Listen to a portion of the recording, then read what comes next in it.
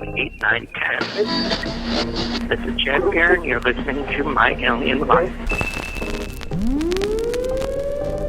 And, you know, the thing is, too, it's something that can emerge in your life and then it can sort of disappear as well. It could be linked to you going through a stressful time in your life, etc. I should point out, too, that it's not linked to, mental illness or anything like that. These, it's not like these are crazy people who are having these experiences. These are completely normal people.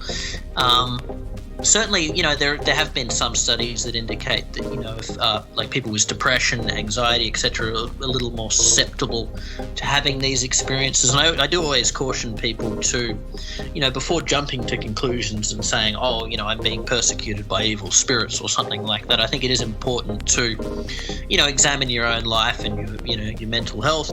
Louis Proud is a writer and researcher specializing in anomalous phenomena.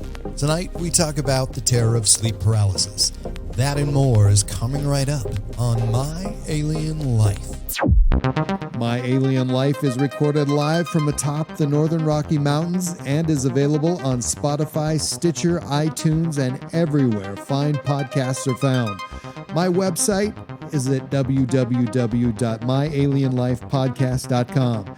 There you will find my email address, all previously recorded shows, and more. I am Cameron Brower. This is My Alien Life, and the podcast starts right now.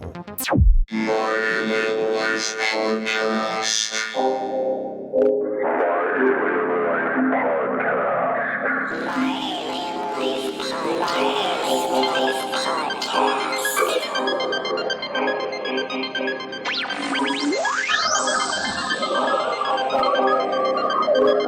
Three, two, 1, 0, 0, and liftoff.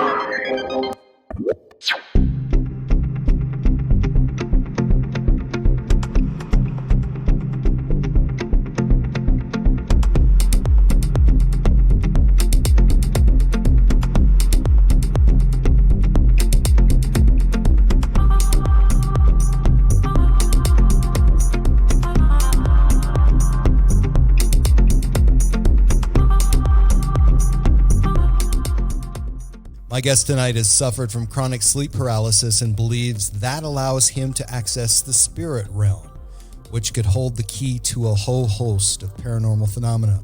We're going to talk about his book, Dark Intrusions, an investigation into the paranormal nature of sleep paralysis experiences. Louis Proud, thank you so much for joining me, and welcome. All right. Well, thanks for having me on the show, Cameron.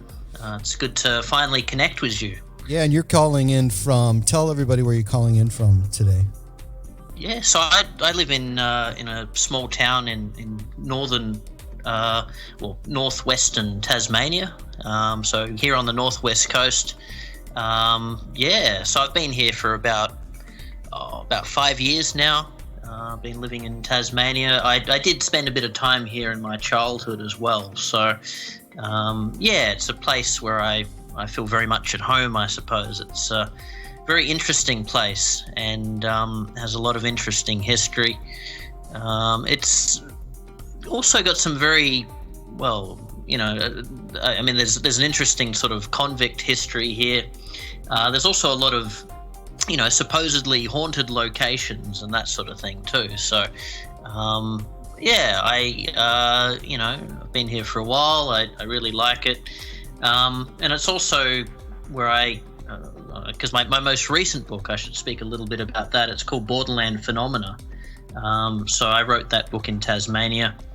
And as far as the sleep paralysis stuff goes, that was really, most of that was, so I wrote a book about 10 years ago called Dark Intrusions, an investigation into the paranormal nature of sleep paralysis experiences.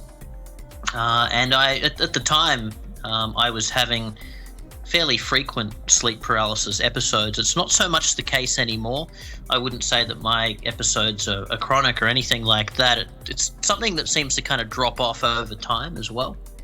But I had a lot of experiences when I was in my late teens, early 20s, and that's really what inspired that book, Dark Intrusions. I was really kind of looking for answers as to what was happening. And that's something that a lot of people experience too. I guess you want to hear a little bit about what sleep paralysis actually is. Well, I was going to mention that I found you a few months ago and was expecting that possibly you could be a person that could debunk some claims by many, including my own, and kind of maybe ensure that what we experience as a group is created in the minds only at the individual level. But after reading more, you believe that there's more to that than in the mind, right? Yeah, exactly. I mean, I do accept that some of these experiences are, very subjective and, possibly hallucinatory, etc. But I do think that there can be experiences that require a different explanation, that do sort of border on the paranormal, and could possibly represent some form of contact with, spirits and other entities and that sort of thing. Can you do me a favor and start out a little bit with the pathophysiological medical reasons that people actually who've done research believe why this is happening and how the process works? Yeah, absolutely. So sleep paralysis is it's not an uncommon thing. We all, during REM sleep, which is dreaming sleep, our bodies become paralyzed so that we don't, act out our dreams. So, if you were having a dream about running or something like that, you wouldn't want to be kicking your legs while that's happening. But what happens during sleep paralysis is you're either, it's just while you're falling asleep or you're emerging from sleep. What happens is you find yourself in that state of paralysis, but essentially your mind has woken up. So your body's still asleep, your mind is awake, and you feel completely lucid and aware. And during that state, which is either described as hypnagogia or hypnopompia, and, that's kind of like a sort of a twilight state of consciousness between being awake and being asleep. You can have these really weird experiences. Sleep scientists say that they're merely hallucinations, that these are hallucinations associated with dreaming, or thought, images and that sort of thing associated with dreaming. But weird things happen. So generally, people describe sensing a presence in the room, and they also describe often a heavy weight on the chest holding them down. And they also describe things like, even sensations of being touched and hearing, voices and that sort of thing. And sometimes too, you'll actually be able to open your eyes while you're in the sleep paralysis state. And you can see your surroundings quite normally, but, there will be things like there could be a figure in the room or something like that. So it can be very, very frightening. And all of these things, for many people who have sleep paralysis, it leaves them convinced that they've had an encounter with a ghost or a spirit or a demon or something of that nature. So I had quite frequent sleep paralysis episodes during my late teens, early 20s. And I was having experiences where there seemed to be this, like the same sort of presence or entity visiting me night after night.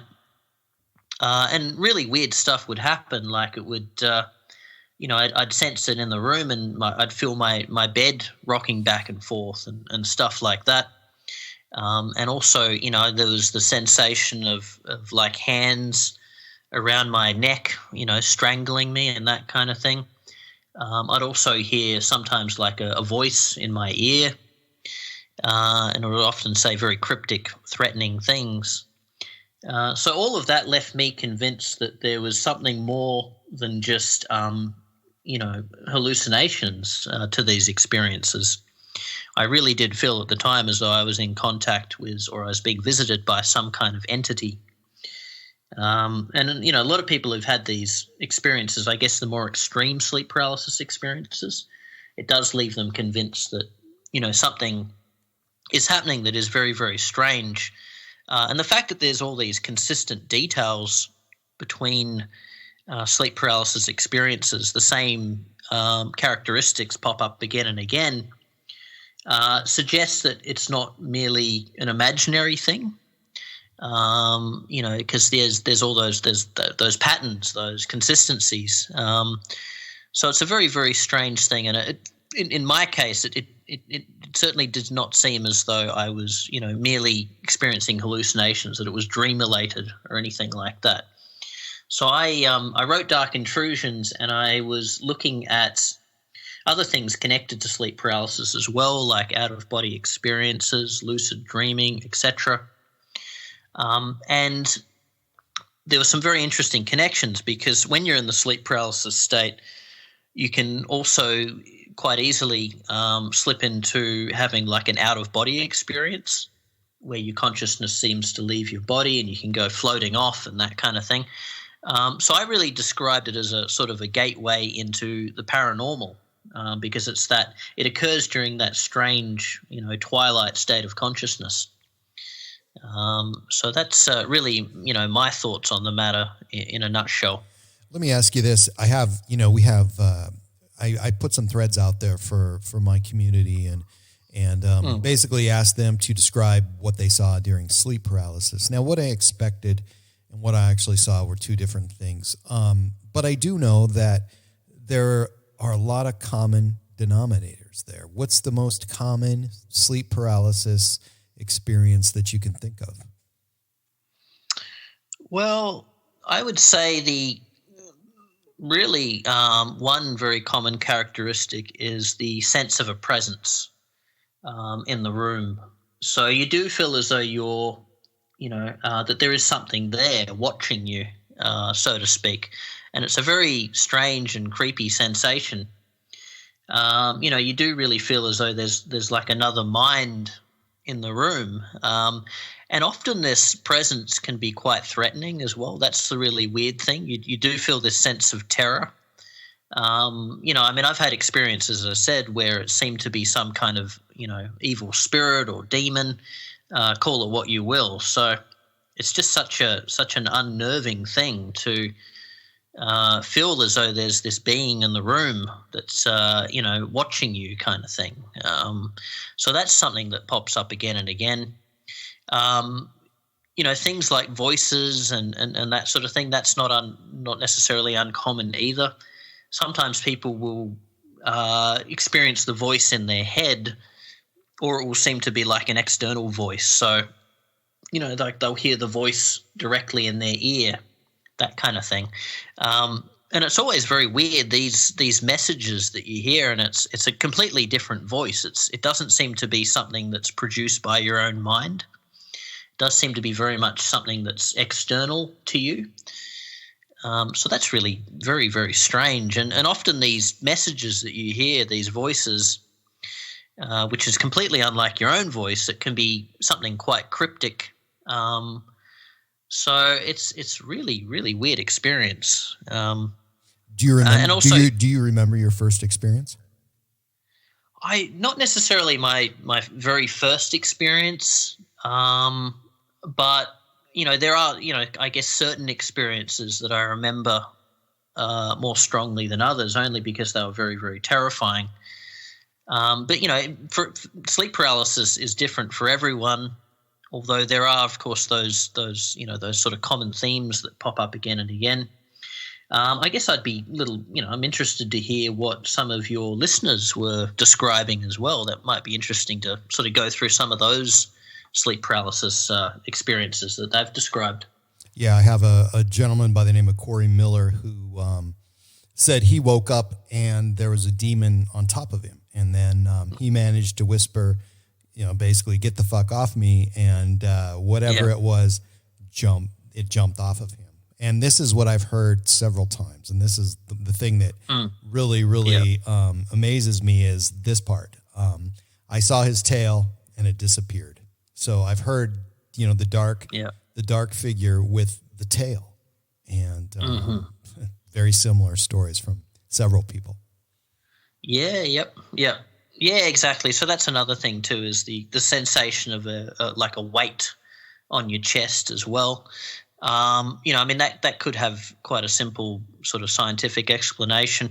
But the other things, I suppose the important thing to point out here is the fact that, according to sleep scientists, these are simply supposed to be, dream-related hallucinations.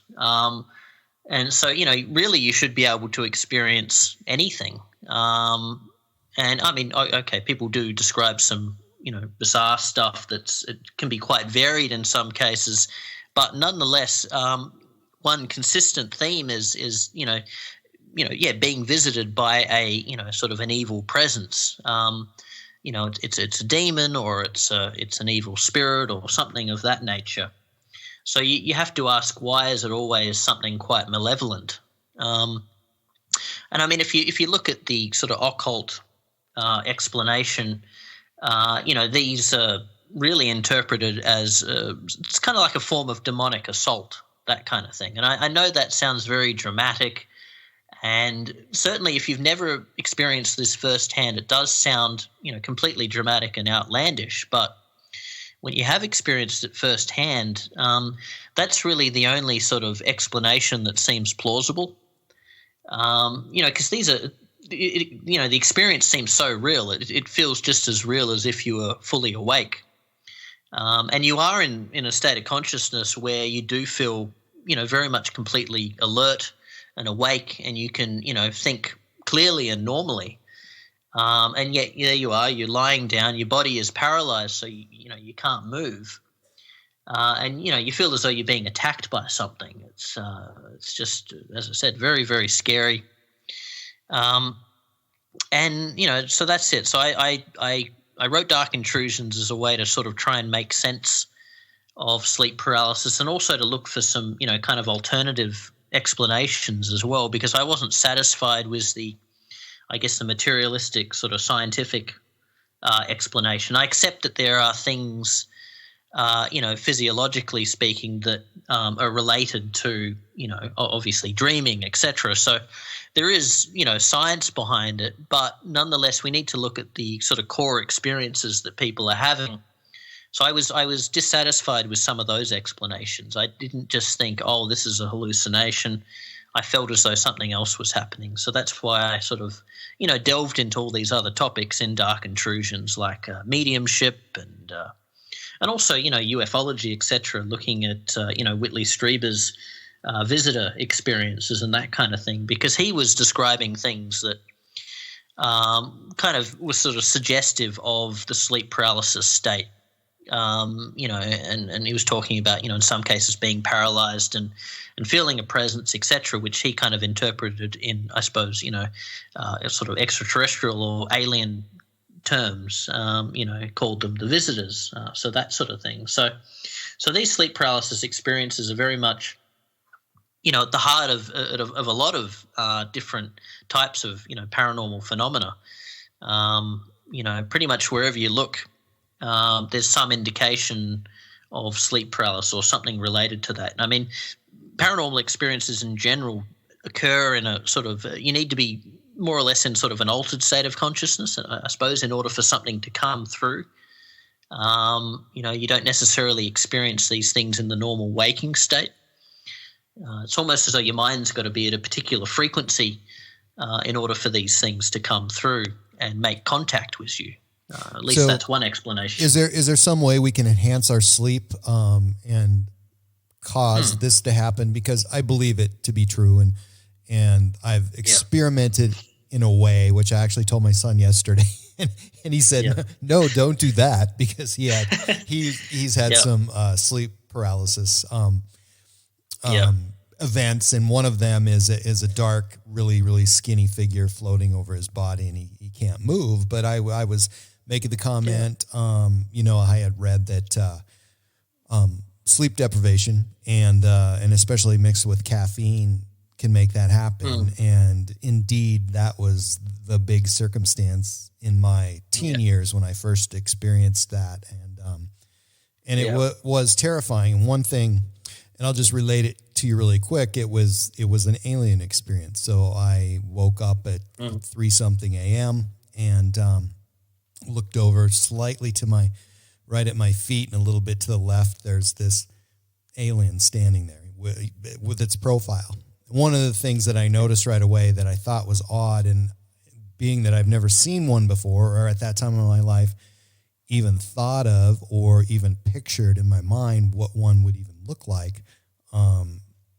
I've seen that since many times, artist renditions and things like that, and just real common, different graphic artist conceptions online. So, and then there was one really odd circumstance, and particularly with clothing of this, which I'm not going to mention now, just because I'll tell the story sometime in the future. And I had thrown this at a couple of listeners that I had, and we were texting one time, and this was about a year ago, and they kept hinting that they had seen an alien in some sleep paralysis and the clothing, and all three of us saw that same thing.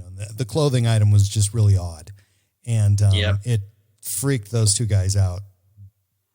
I can't even tell you. I mean, they were visibly or verbally shaken later when we're speaking on the phone and relaying that experience to me. So how often do you hear of some sort of extraterrestrial presence or version of that? Yeah. Well, I mean, I've had experiences where I've seen, I guess I saw something quite, kind of like an alien gray kind of thing.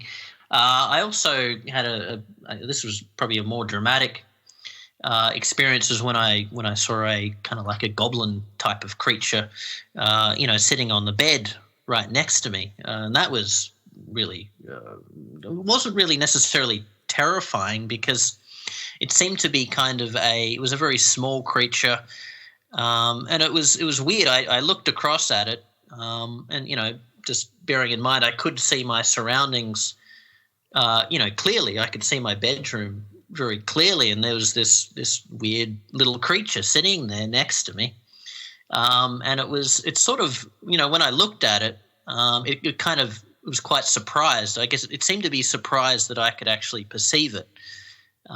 So that was kind of weird, but it didn't seem like a threatening type of being or anything like that. I mean, these people describe seeing all sorts of different things.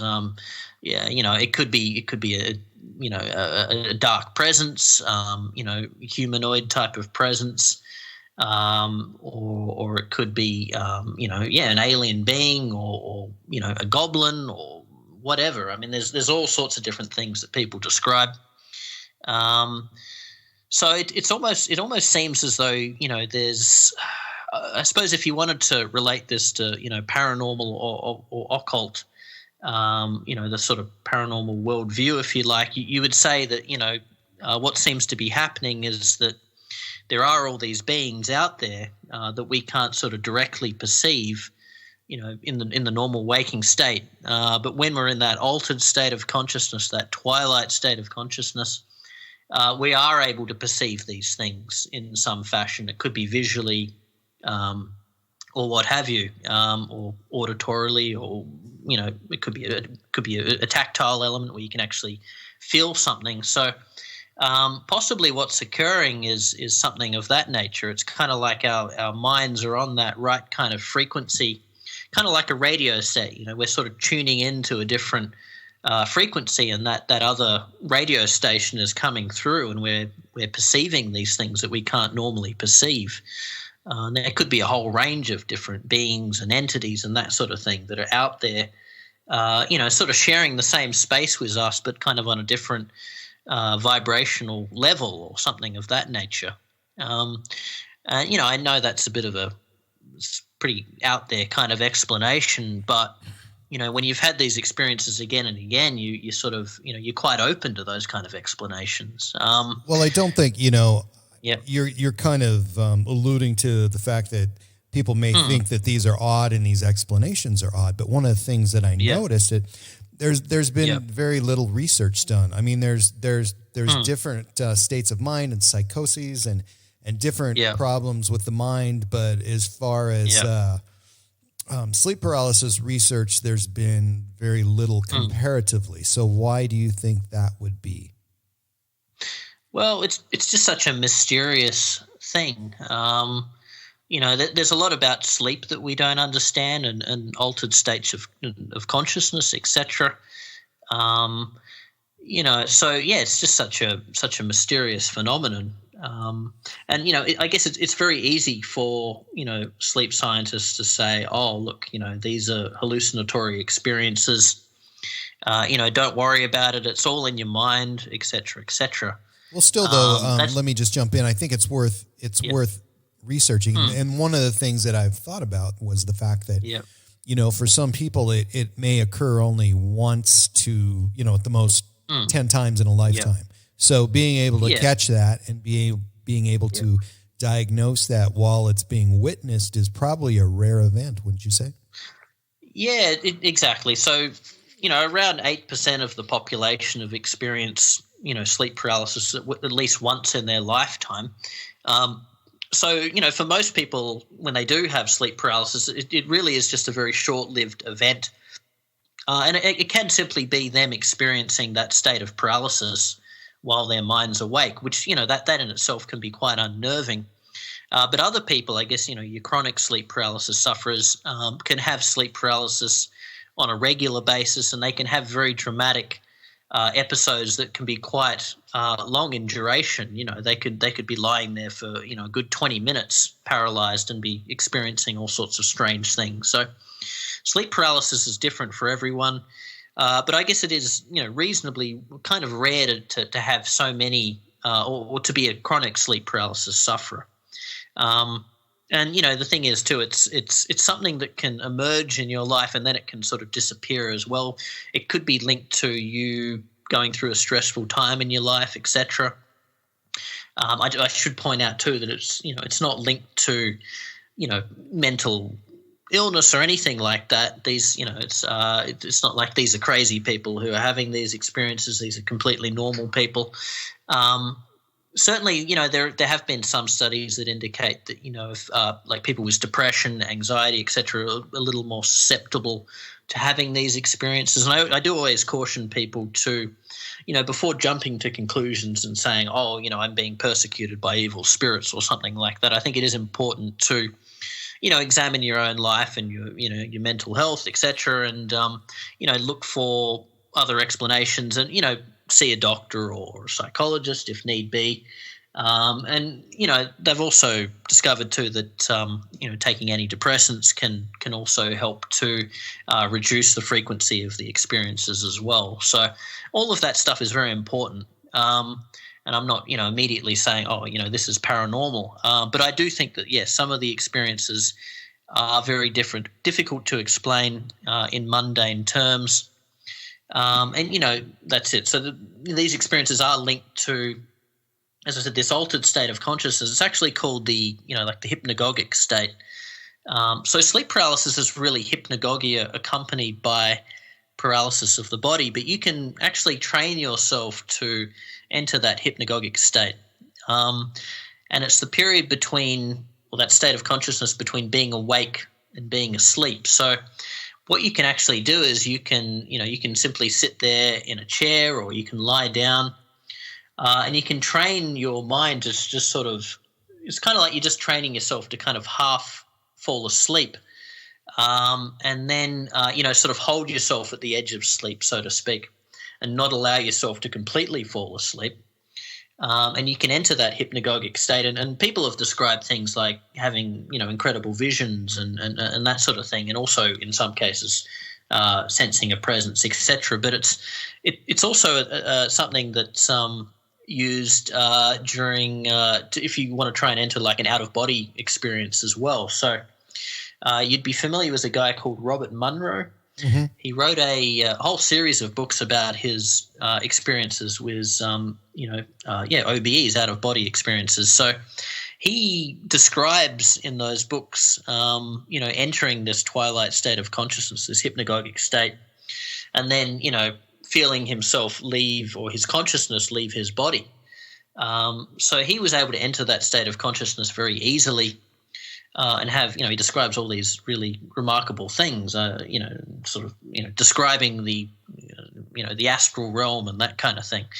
And there's a institute that he started and he was using what was it, binaural beats to try and facilitate this state of consciousness, this hypnagogic state, which is, I think, kind of associated really with like the alpha brainwave state and that kind of thing. And it's also something too that shamans practiced at as well. They're able to sort of induce these altered states of consciousness.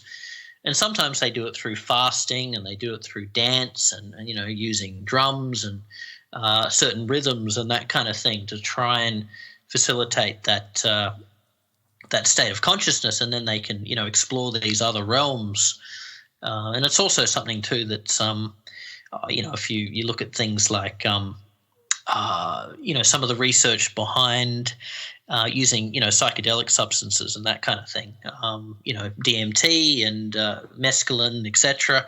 These are other substances that you can take at your own risk.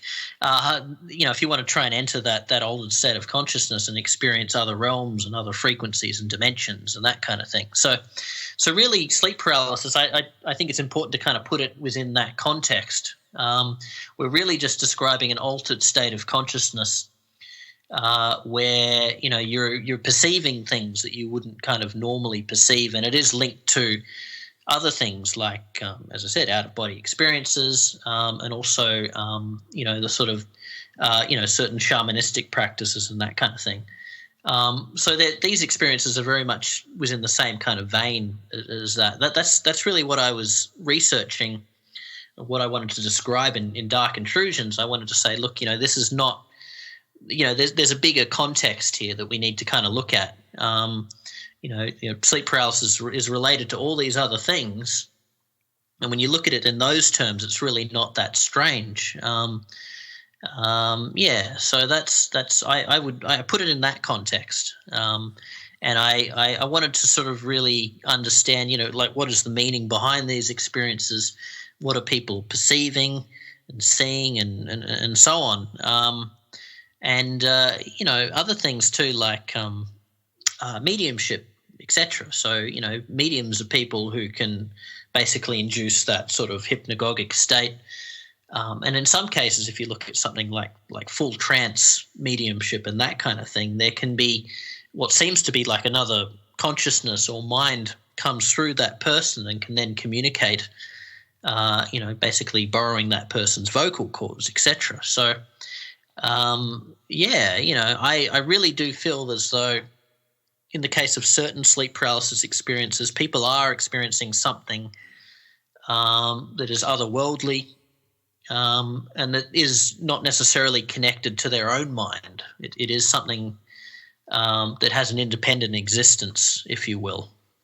I think one thing worth mentioning is that the mind is creative beyond what we can even understand. One of the things that that I always question in myself would be, number one, I'll have these experiences where I'll actually wake up, get up, use the bathroom, go back to bed, look at my clock, and I have 10 minutes literally to maybe before I have to get up, and it'll take me a minute or two to fall asleep, and I'll get into a consciousness and a dream that seems to last for hours. So the brain is capable of filling in so much detail where there originally isn't any detail at all for your normal senses to sense. Yeah. So I guess in a really long drawn out question, which I always do, what do you think about that? I mean, is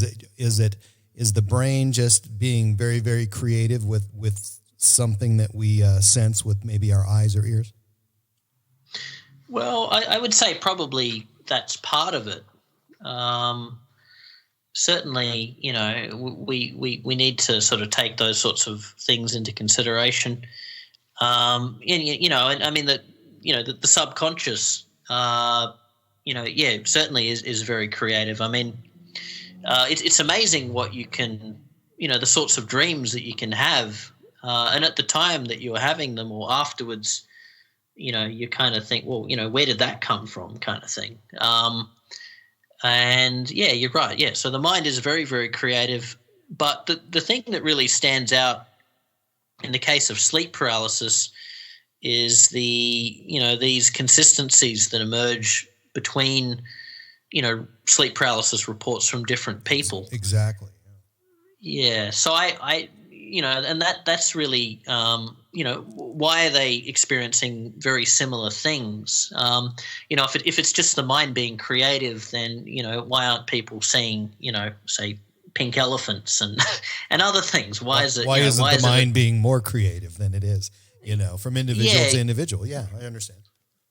Yeah, exactly. So that's my explanation for that. Well, I think too that one of the experiences that I've had, and I often wonder about if anybody else has had this experience, is the next day. Maybe I will be up late at night and I'll be doing something. Maybe I'll be driving or whatever. But then when I wake up in the morning, I'll have a little different memory of the night before, because I know I do, because there's no way certain things could have happened, or I couldn't have seen certain things that maybe were on the highway because they just couldn't actually be there during that trip that I just took or whatever. But to me, it seems that I'm combining a dream and an actual event, and possibly I can't determine which is which 8 hours later. Yeah. Okay. Yeah. Right. That's very interesting. Yeah. Well, and where I'd be going with that is the fact that, there's a lot of people who have extraordinary experiences, and a lot of the times you hear a UFO or close encounter, and they're very similar, but it's never in broad daylight. It's never at a time when there's other people that are around to see. It's usually at night, and it's usually while driving, and there's lights, and some of those lights and figures and things like that match a bit like sleep paralysis and some of those experiences. Yeah, I think it's important to point out too that a lot of the so-called sort of alien abduction experiences do take place while that person's in an altered state of consciousness, and they describe things like leaving their bodies and floating up into the spaceship or something like that. So these experiences seem to, in many cases, take place on a kind of, I suppose, like a non-physical level, or kind of an astral level, if you want to use that term. So, alien abduction, it's not necessarily that person's, physically boarding a spaceship or being taken on board a spaceship or something like that. As I said, what's often described is something where, as I said, they're leaving their body, etc. They're having it on a kind of a non-physical level, and there've also been reports too of people being observed in that trance state. So they are physically present, they're in an altered state of consciousness, and then they wake up and they describe having an experience like that. So that's I think that's important to take into consideration when we look at things like alien abduction, etc. So that's it. So this weird sort of liminal state of consciousness between being awake and being asleep, and what that can bring about. So the question is, are people sort of tuning into other realms, etc.? Are the things that they are seeing, do they have some kind of objective existence? And I would say in some cases, the answer is yes. But yeah, no, it is very mysterious. I try not to, jump to conclusions too much as well. And I think it is important to reflect on the fact that there is so much about our own minds that we don't understand, our own psyches.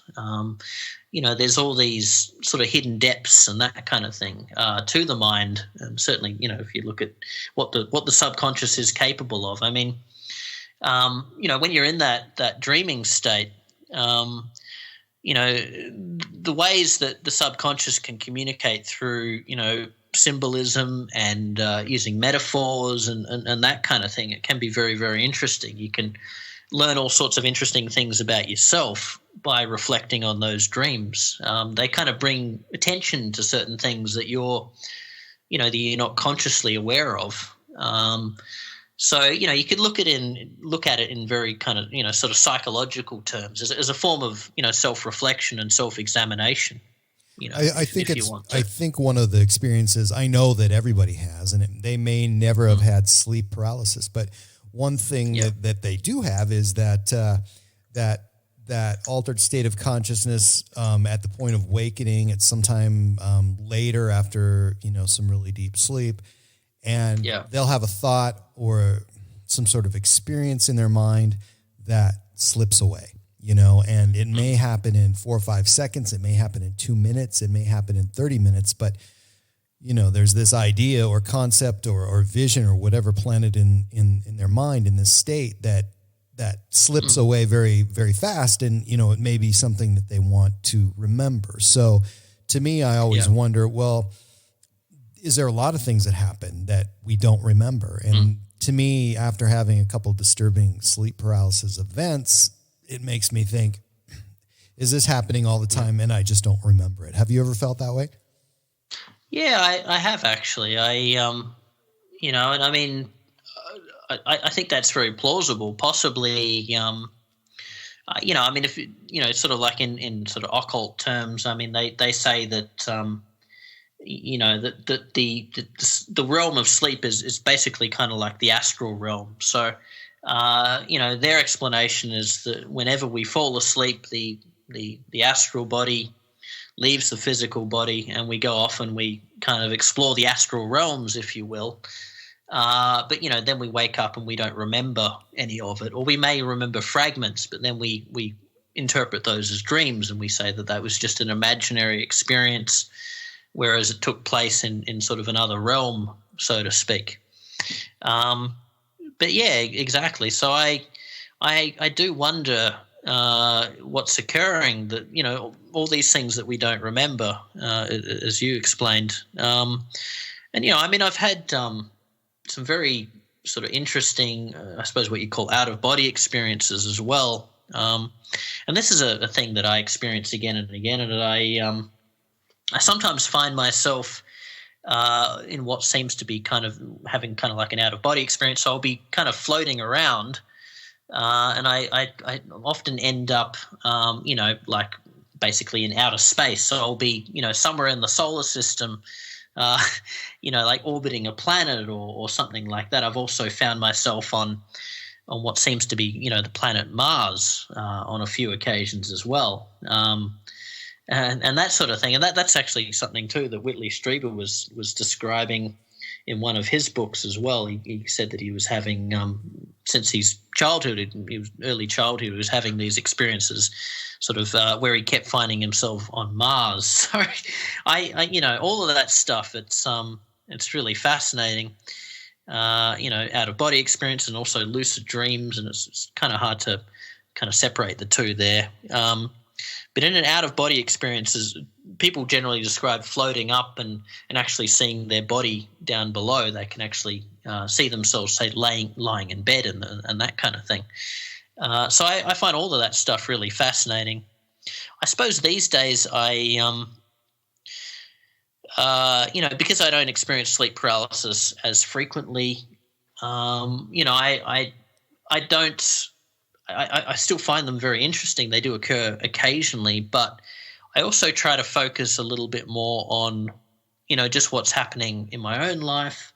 And, like meditation is for me a very important practice. So I think it's important to always try and work towards, I don't know if you could say purifying the mind, but, disciplining your mind as well. Trying to reach for, I suppose, like kind of a higher state of consciousness as well. So mindfulness, developing mindfulness, cultivating that is a big part of my life. So even though it would be very fun to, I suppose, have these experiences, out of body experiences, etc., and it is very exciting and very, sort of seductive in many ways. I think the important thing is to try and get more out of just the normal waking state. I mean, you can, peak experiences and that sort of thing. I mean, there's so much that we because the normal waking state is we're very much kind of asleep in many ways. There's a lot of things that we don't, that our minds simply don't recognize, or we kind of, it's amazing when you're in a sort of heightened state of consciousness. It's amazing how much more alive the world seems and how much more detail you're able to perceive, the things that you recognize that you wouldn't normally recognize. So I suppose that's really kind of my focus these days is just trying to develop mindfulness, and not necessarily get too sucked into experiencing these altered states and sort of, those kind of flights of fancy and that sort of thing, even though that is very interesting. That there is a little bit of danger in that, I suppose, because at one point too in my life I was sort of trying to facilitate that, sleep paralysis state in order to have out-of-body experiences, etc. I didn't have a lot of success with that, but at the same time, how did you try to do that? I mean, in what ways did you change your life to make it happen, or try to? Yeah, well, basically, I would just sort of, I would sort of tell myself before falling asleep, that I was going to have an episode that night, and in some cases I would just naturally sort of find myself in that state of consciousness. So if you want to have an out-of-body experience, so you really need to be in that sort of sleep paralysis state to begin with, and then you focus on, rather than sort of trying to wake up, etc., you sort of try and sort of stay in that state of consciousness, and then you can try and just sort of imagine yourself, sort of, I don't know if you necessarily call it sort of leaving your body kind of thing, but there's that sort of attempt to try and sort of focus on something else. And in some cases you will sort of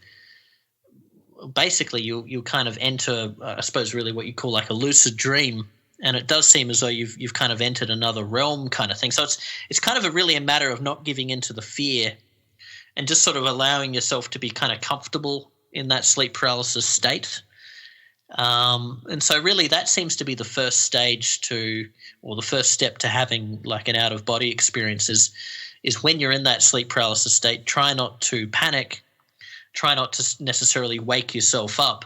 Try not to give through sleep paralysis, yeah. Though, isn't that the whole, I mean, it's, yeah. Is there ever a situation where there isn't panic? I mean, usually.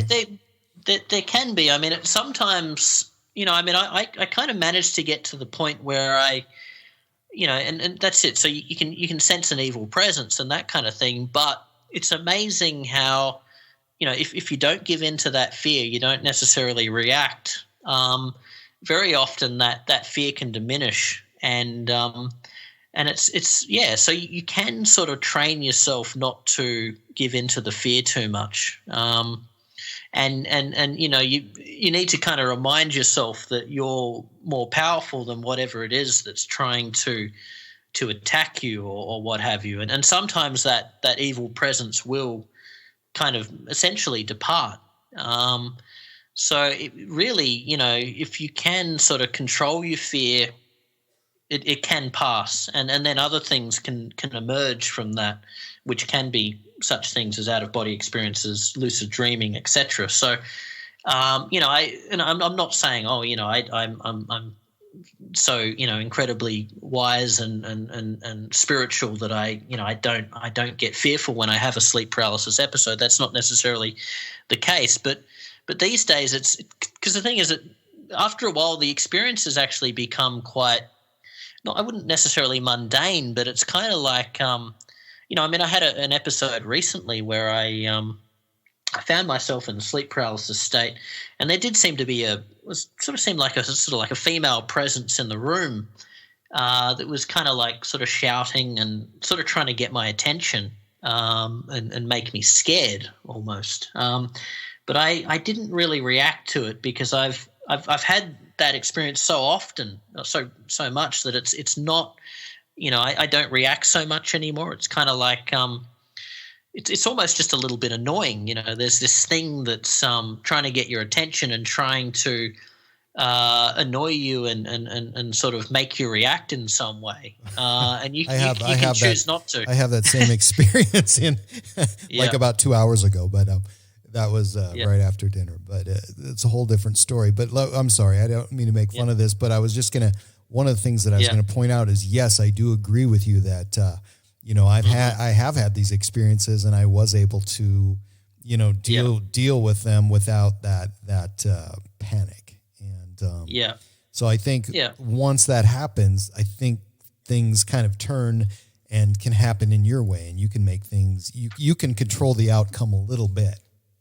That's correct. Yeah. And I mean, if you read, Whitley Strieber's books on the visitors, I mean, he's kind of describing something very similar. I mean, he initially, when he was having those experiences, which, do sound very much like something very akin to sleep paralysis, he was just incredibly fearful. But then he managed to kind of, overcome that fear and sort of enter into, well, he's basically describing having a, the form of communication with these beings, the visitors. As a result of that, he managed to have some very interesting exchanges with these entities, if that's how you want to interpret them. So it is possible. It could take a long time, but certainly if you are the kind of person who has sleep paralysis a lot, if you can really sort of try and work on that, not reacting, etc., that the experiences can become quite fruitful in many ways. And as I said, other things can emerge from that, including, lucid dreaming and that sort of thing. So as I said, really I look at it just as a gateway to the paranormal, if you like. We don't necessarily need to look at it exclusively as a form of demonic assault or something like that. Lots of different things can emerge through that altered state of consciousness. One of the you bring up Whitley Strieber, and one of the things I find interesting with him is that he went from experiencing extraterrestrials, or what could be considered extraterrestrial visitors, to spiritual visitors at his home, and where other people would be there with him, and they would experience this as a group, or they would even experience it in the daytime outside or in the house. Yeah. So, I don't know. I mean, do you think that sleep paralysis and his ability to communicate or interact with these things enhanced this normal visitation that later happened and that he's written about since? Look, I mean, it is a big question, but I've been kind of following Whitley Strieber, for a number of years. I read his books about the visitors. I suppose I would have been, in my 20s at the time when I explored his work, and in his books, his work has kind of evolved over the years, and it's not so much focused on, these alien beings. It seems to be more focused on, contact with other entities, including, spirits and that kind of thing. I mean, he's the kind of person who just seems to be very open to the paranormal anyway. It's just, a big part of his life. But now he's talking more about, having these sort of contact experiences with his deceased wife, Anne. So, and that seems to be his focus, is more like the, what happens after death, and that kind of thing. So, and, I guess he'd be obviously much better qualified to talk about all that stuff. But I think we need to be very open to how we interpret these things. And I think too, our own minds, we sort of do play a role in what we experience, and so our interpretation can sort of change what we experience as well. So it sort of seems to be like a two-way process there. If there is this other consciousness, this other mind, it's going to appear to us in a form that we kind of expect to perceive it in, if you will. That's kind of a theme that pops up again and again. Same with the sort of UFO stuff as well. It's kind of like if you're expecting to have a very frightening experience with these alien beings that want to experiment with you and experiment on you and that kind of thing, that's probably what you're going to experience. Whereas if you're open to having, say, a more benevolent kind of encounter, then you may experience that instead. So there's that sort of two-way process there. I think it's kind of important to be mindful of that. But all this stuff it's all kind of tangled up together. It's aliens, spirits, etc. There's no kind of clear distinction between those things. It's and that's why it's such a mystery. It's so difficult to unravel all of this stuff because you can have it all. Yeah. Yeah, exactly. That's right. Yeah. So you were a pretty young guy in 2009. You wrote this book. How old were you then? Okay, so it would have been what was I like? 10 years, 11 20. years ago. Yeah, exactly. Right. Wow. So, I would have been sort of like in my mid-20s then. I started – it was published in 2009, but I started writing it obviously a lot earlier than that. So I was quite young, and that's kind of what kicked all of this off. That's why I write books on the paranormal, really. It was really because of those early sleep paralysis experiences that sort of made me aware of all or open to all of this stuff and interested and intrigued by all of these very strange topics. It's a topic that requires a lot of knowledge and research. I mean, it's not something like you went into just describing your own experiences. I mean, you described other people's experiences, and I think it's quite interesting. Yeah. So I've since written other books on similar themes. I'll just sort of very briefly mention my books. So I wrote a book about electromagnetism and the paranormal, and it looks at things like electric people, etc. So these are people who have a very strange relationship with electrical devices, people who seem to be able to influence them with their minds and that kind of thing. These people also, their bodies seem to generate a lot of static electricity. They seem to be able to affect, in particular, street lamps as well. So they'll be walking past a street lamp, and sometimes it will, it'll blink on or it'll blink out, that kind of thing. And this is something that Whitley Strieber's talked about too. He said that, electrical devices seem to malfunction a lot in his presence. So he has a lot of difficulty using computers and that kind of thing because they're always breaking down, etc. And it seems to be tied to the person's emotional state as well. So if they're frustrated, depressed, etc., they're more likely to influence things as well. So that's something that I looked at in Strange Electromagnetic Dimensions. I also wrote a book about the mysteries of the moon as well, which is called The Secret Influence of the Moon. And most recently I wrote a book called Borderland Phenomena, and that looks at things like spontaneous human combustion and poltergeistry and also ufology as well. So I've kind of explored a whole range of different topics in my books, and maybe that's something we can discuss in a future episode as well. It would be good to maybe delve into some of those topics. I like the idea of borderland because you describe that as not a paranormal phenomena, but it's a borderland. It's not really exactly what people are perceiving, possibly. And I haven't read it yet, and that's the next one. Yeah. It sounds like okay. All right. Well, yeah, fantastic. But it's a balanced and objective investigation that spans. You're talking about ball lightning, earth lights, strange rains, mysterious fires, and jinn, and all interesting stuff. So what's coming up for you? How is everything down in your home? I mean, are you seeing the effects of this horrendous virus? Are you locked in your house tonight, or are you guys able to freely move around? Well, look, I mean, it's it is, things are a bit sort of crazy and chaotic down here, of course. I mean, it sort of seems to be Oh, a lot of people panic buying food and a lot of that sort of thing happening. But I don't know. It's kind of it's hard to know what to make of all of these events because on one hand we have the situation with the virus, which sort of seems to be like a very bad strain of the flu, which obviously can be.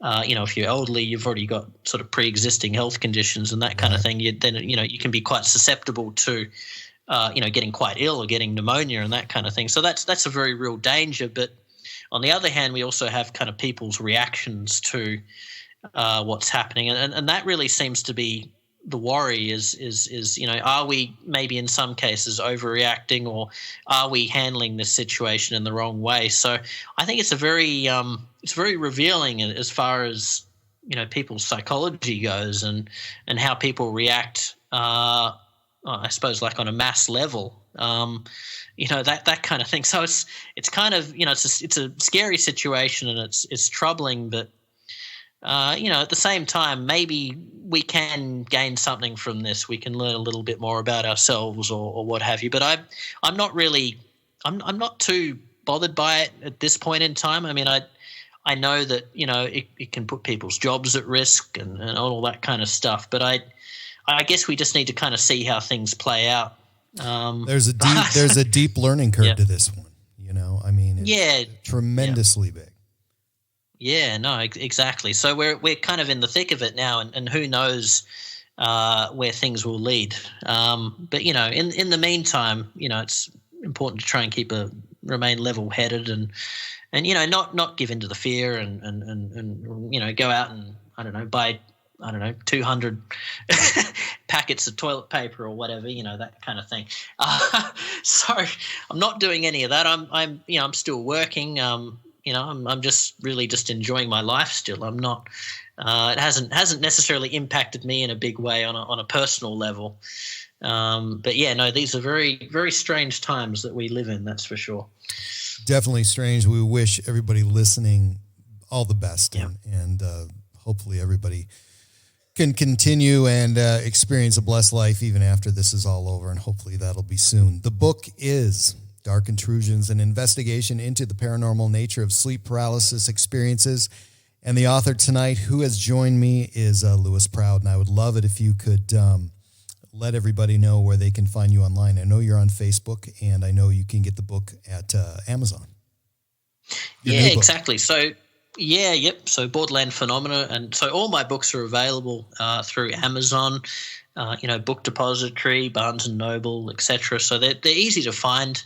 I am on Facebook as well. I did have a website up for a while. That's no longer there. But, so, it's easy to contact me as well if people want to contact me and that kind of thing. So, yeah, absolutely. If you want to check out my books, feel free to, just type in Louis Proud. You'll find my stuff there. Thanks for having me on the show, Cameron. It's been a really interesting discussion. And I look forward to talking to you again at some point. Absolutely. Louis Proud, thank you so much. Okay. All right. Thank you. My Alien Life Podcast.